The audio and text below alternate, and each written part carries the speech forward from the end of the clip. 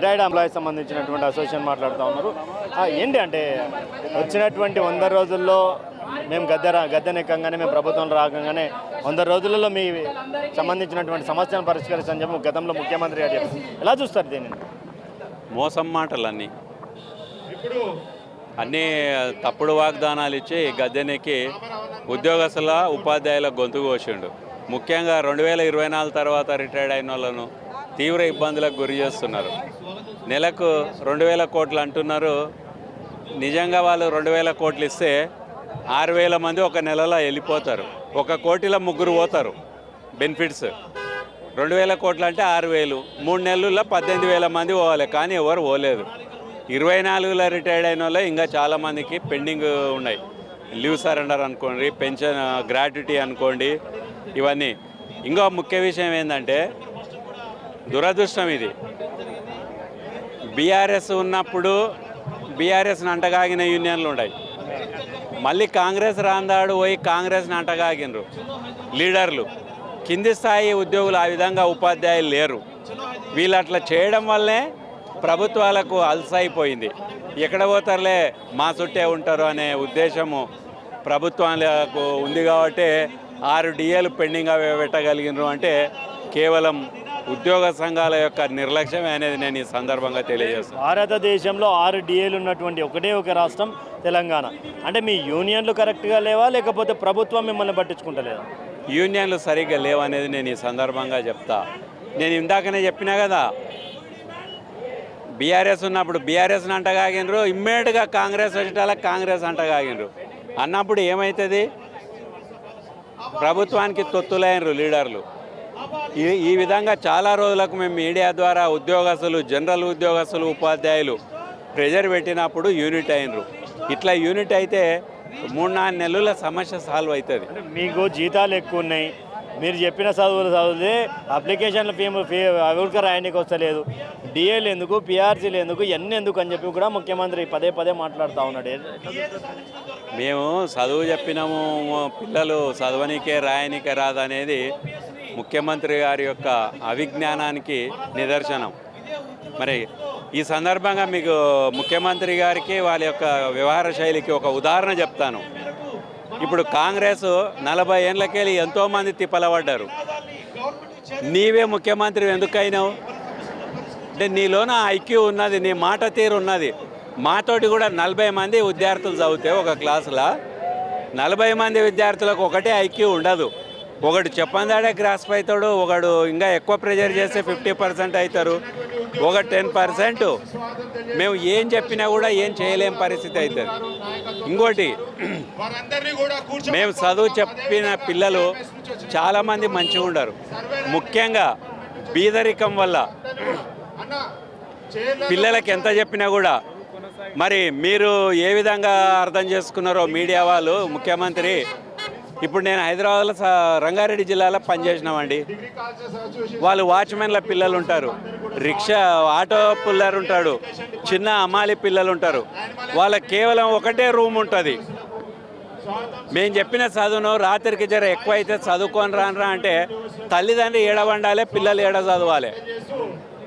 ఆ ప్రాబ్లం కూడా చాలా వస్తుంది. బీదరికం చాలా వెంటాడుతుంది.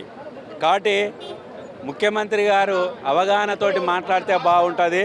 అప్లికేషన్ నింపనిక రాదు అనేది వారి విఘ్నతకు వదిలేస్తుండ. అంటే ఇప్పుడు ప్రభుత్వ పాఠశాల చదివి మంచిగా ప్రిపేర్ అయ్యి కొంతమంది కలెక్టర్ అయినామంటారు, కొంతమంది డీజీపీలు అయిన వాళ్ళు ఉన్నారు. మరి వాళ్ళందరికీ చెప్పింది మీలాంటి టీచర్లే కదా. మరి ఈరోజు ఈ ముఖ్యమంత్రి ఇట్లా మాట్లాడడానికి కారణం ఏమంటారు?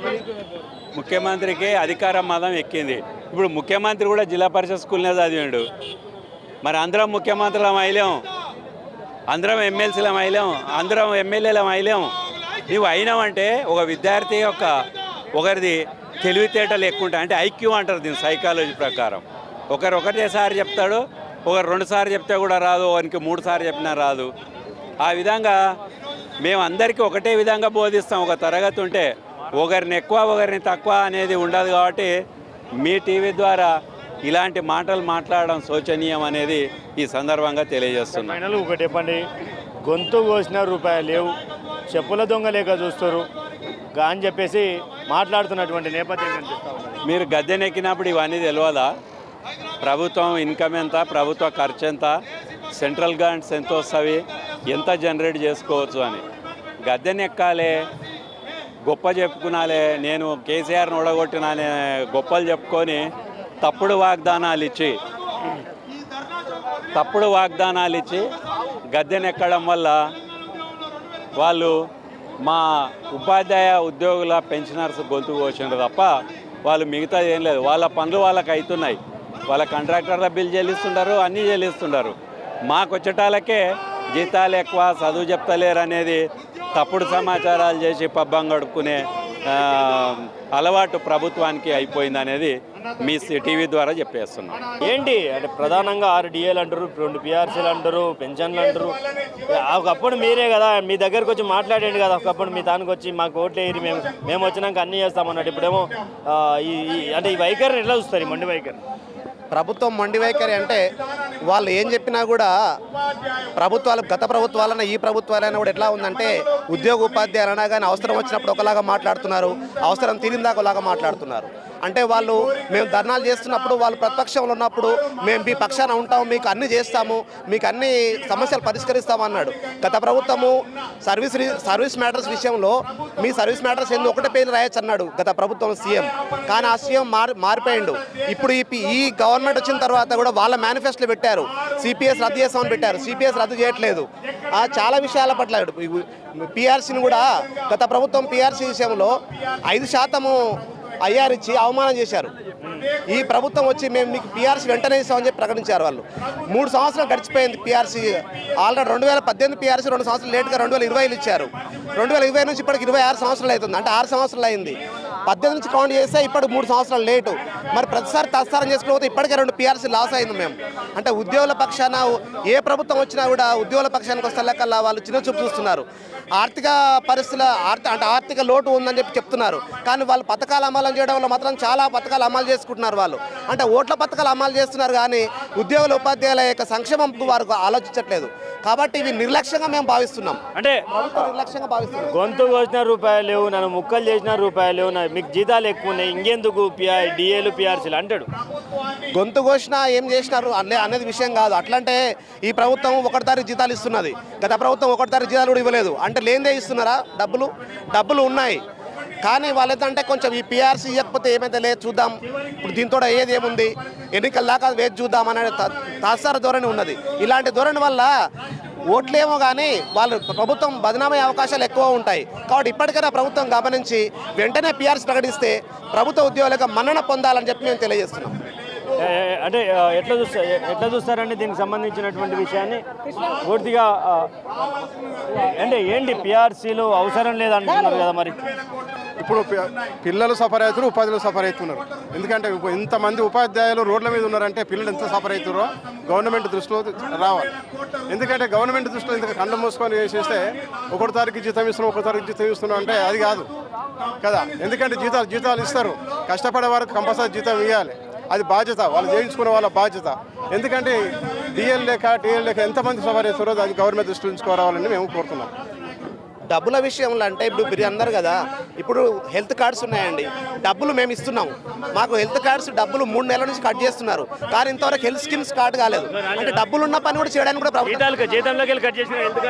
హెల్త్ కార్డులు జీతంలో కట్ చేసిన తర్వాత 3 నెలలు అయినప్పుడు ఇప్పటికి కూడా స్టార్ట్ కాలేదు. అంటే మొన్న స్టార్ట్ అయిన చెప్తారు, అది అన్నీ ఏమైనా అమలుకు నొచ్చుకోలేదు ఇంతవరకు కూడా.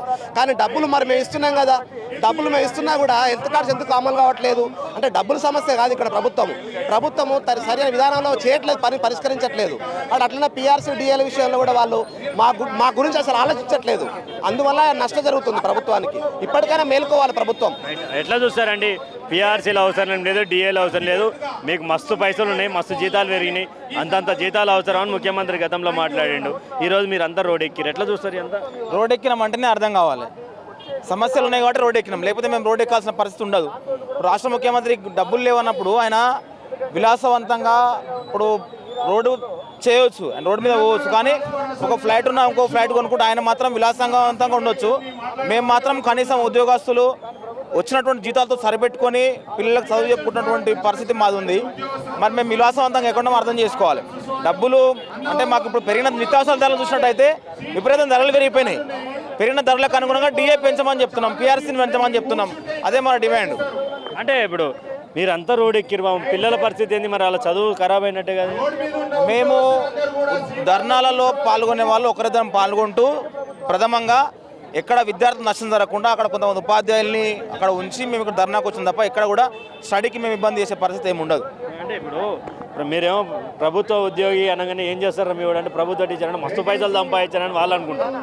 మీ పరిస్థితి ఏమో ఇట్లుంది అంటారు. నిజంగా ఎట్లుంటుంది ఒక గవర్నమెంట్ ఎంప్లాయీ పరిస్థితి ఎట్లుంటుంది? గవర్నమెంట్ పరిస్థితి ఎట్లుంటుంది అంటే ఫస్ట్ తారీఖు రాగానే డబ్బులు ఉంటాయి, 10th కల్లా మొత్తం అన్నీ అయిపోతాయి, అన్ని ఖర్చులు అన్నీ అయిపోతాయి ఎక్కడ అక్కడ ఉండకుండా. ఈ మధ్యలో పెట్టినటువంటి హెల్త్ స్కీమ్ కూడా చాలామంది ప్రభుత్వం చాలా బాహాటంగా ప్రకటించుకుంది. హెల్త్ స్కీమ్ విషయంలో చాలా చేసినామని చెప్పి, కానీ ఏదైనా ఆపద వస్తే ఏ హాస్పిటల్కి పోయినా కానీ మాకు ఇలాంటి మార్గదర్శకాలు రాలేదని చెప్తా ఉన్నారు. కానీ హెల్త్ స్కీమ్ కూడా డొల్లా అని చెప్పుకోవచ్చు. హెల్త్ స్కీమ్లో కూడా పర్ఫెక్ట్ మార్గదర్శకాలు లేవు. అంటే ఇప్పుడు మీకు హెల్త్ స్కీమ్లో అని చెప్పేసి డబ్బులు కట్ చేస్తారు, మరి ఎట్లా చూడొచ్చు ఇది? అసలు డబ్బులు కట్ చేయడం విషయంలో ఇలాంటి మార్గదర్శకాలు లేకముందుకే డబ్బులు కట్ చేసిర్రు.